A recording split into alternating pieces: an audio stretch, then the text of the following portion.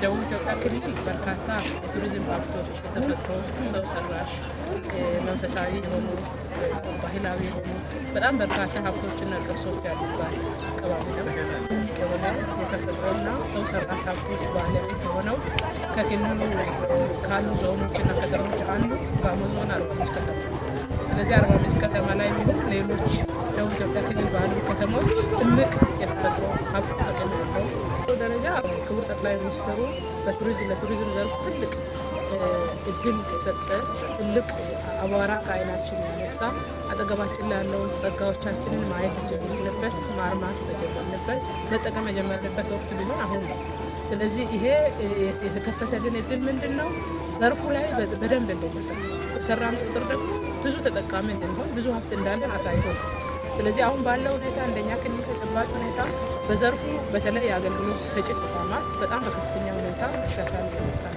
በየክልላችን ያሉ ማዕከላት ላይ ያሉ ከተሞች በትልቅ መነቃቃት ኮከብ ሆቴሎችን የሚሰሩ በኮከብ ደረጃ በርካታ ሆቴሎችን አስመርቀናል ባጠናቀቅነው ዓመት ማለት ነው።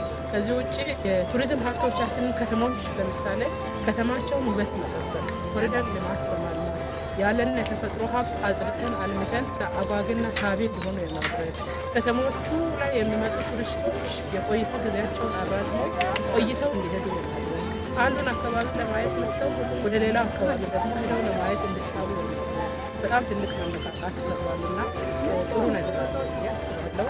ከዚህ ውጭ ደግሞ ተፈጥሮ የሰጠችን በተለይ የብሔራዊ ፓርኮች አሉ። 4 የሚሆኑ ብሔራዊ ፓርኮች አሉ። እነዛ ውስጥ ብርቅ የሆኑ የዱር እንስሳት አዕዋፋት ያሉበት አካባቢ ነው።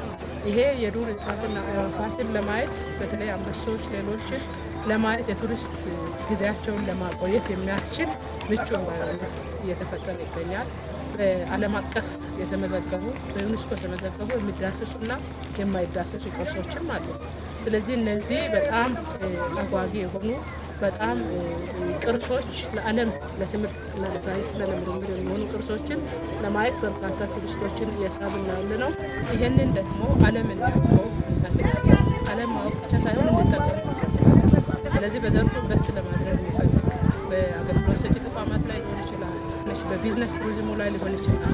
በየትኛው መንገድ ወደኛ ኢንቨስት ለማድረግ ለሚመጡ በራችን ክፍት ነው። መታችሁ ኢንቨስት አድርጉ። ይህንን የተፈጥሮና ሰው ሰራሽ ሀብት ተፈጥሮ የሰጠችንን ጸጋ አብረን እናልማ፣ አብረን እንጠቀም ለማለት እፈልጋለሁ።